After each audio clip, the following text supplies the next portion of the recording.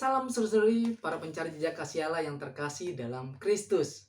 Semoga hari ini saudara-saudara semua dalam keadaan sehat dan selalu dalam pemeliharaan Allah yang Maha Rahim.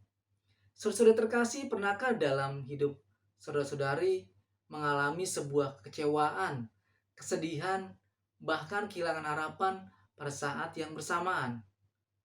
Jika pernah, kapankah saudara-saudari mengalami hal tersebut? Lalu pernahkah saudara-saudari mengagumi seseorang dan menaruh harapan besar kepada orang tersebut, namun kehilangan orang tersebut dengan cara yang tidak pernah saudara-saudari pikirkan? Sehingga hal ini menimbulkan kecewaan yang besar dan merasa bahwa di dalam hidup ini tidak ada harapan lagi. Saudara terkasih, para murid juga pernah mengalami hal tersebut. Iya, para murid pernah mengalami kekecewaan, kesedihan, dan kehilangan harapan pada saat yang bersamaan. Kapan para murid mengalami hal tersebut? Mereka mengalaminya ketika mereka melihat Yesus Sang Guru wafat disalib dan dimakamkan. Semua harapan yang mereka miliki dalam diri Yesus semuanya hilang. Yesus yang di mata para muridnya begitu penuh kuasa dalam sabda dan karyanya. Yesus yang mereka kenal dapat menyembuhkan orang-orang sakit, mengusir setan-setan, bahkan membangkitkan orang mati. Yesus yang mereka harapkan dapat membebaskan mereka dari penjajahan Roma, ternyata mati di kayu salib lewat pengadilan bangsa Roma. Ternyata kehilangan Yesus Sang Guru membuat murid-murid Yesus tercerai-berai. Mereka semua seperti domba tanpa gembala. Ada yang kembali kepada kehidupan awal ketika mereka belum berjumpa dengan Yesus, melanjutkan pekerjaan mereka. Bahkan ada pula yang pulang ke tempat asalnya.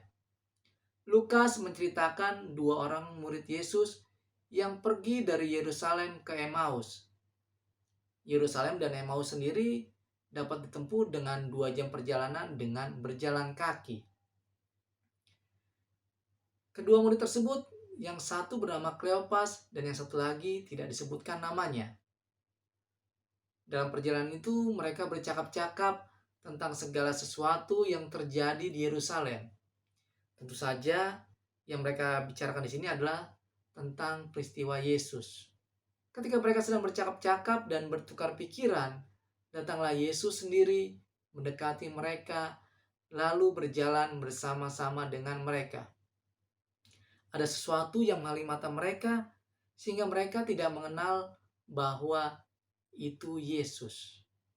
Yesus berkata kepada mereka, katanya, "Apakah yang kamu percakapkan sementara kamu berjalan?" Maka berhentilah mereka dengan muka muram. Seorang dari mereka yang bernama Kleopas menjawabnya, "Adakah engkau satu-satunya orang asing di sini yang tidak tahu apa yang terjadi di Yerusalem pada hari-hari belakangan ini?" Di sini kedua murid tersebut menjawab Yesus dengan hati-hati karena mereka tidak mengenal Yesus. Mereka mengatakan Yesus orang asing karena peristiwa penyaliban Yesus sepertinya sudah menjadi perbincangan hangat di Yerusalem dan setiap orang mengetahui peristiwa tersebut. Jadi, kedua murid tersebut mengira Yesus adalah orang asing yang baru datang ke Yerusalem dan tidak mengetahui peristiwa penyaliban Yesus. Lalu kata Yesus kepada kedua murid tersebut, "Apakah itu?"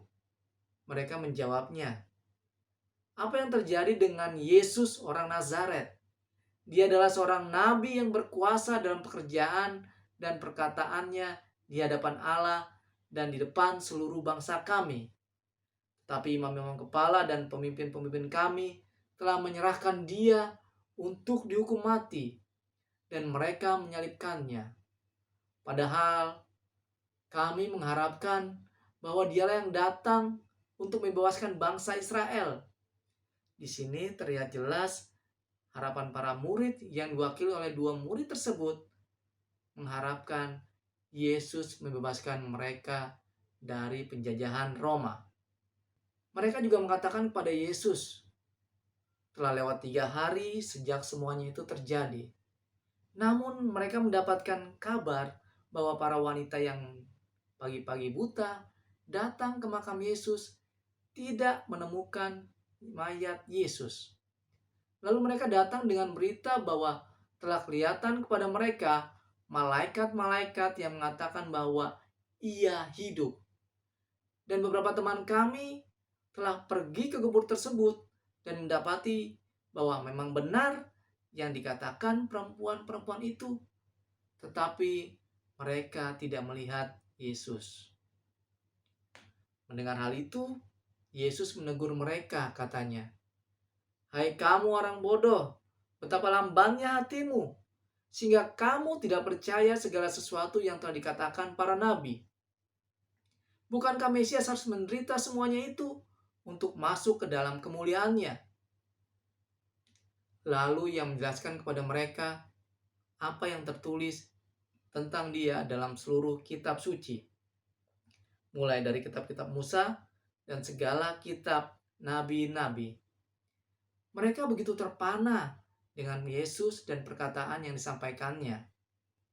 Tanpa terasa, mereka telah mendekati kampung yang mereka tuju. Lalu Yesus berbuat seolah-olah hendak meneruskan perjalanannya.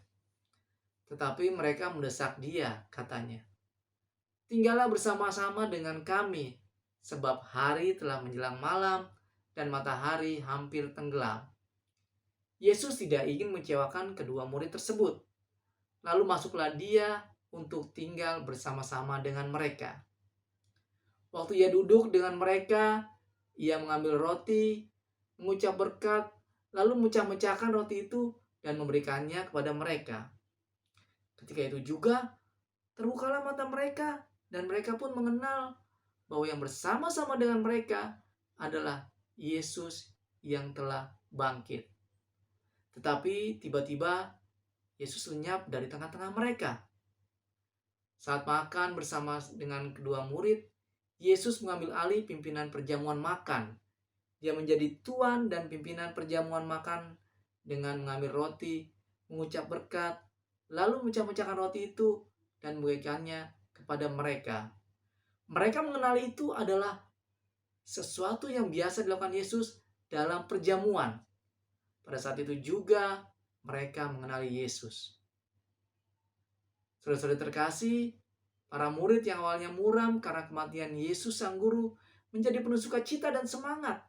Mereka sadar bahwa orang yang menemani mereka selama perjalanan dari Yerusalem ke Emmaus adalah Yesus yang telah bangkit.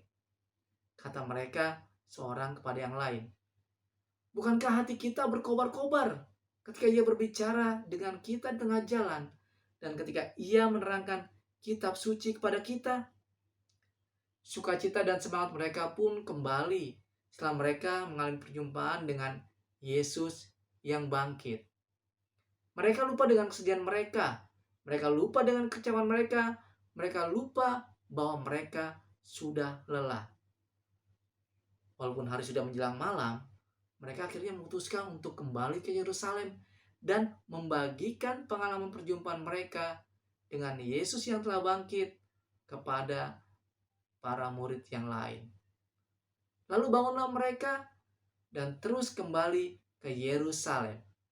Di situ mereka mendapati 11 murid yang lain. Saudara-saudara terkasih, lewat perjumpaan Kleopas dan seorang murid dengan Yesus yang telah bangkit, ketika mereka berjalan dari Yerusalem ke Emmaus, ada 3 hal yang dapat kita petik. Pertama, Yesus selalu peduli kepada para muridnya dan mengenali keadaan hati mereka.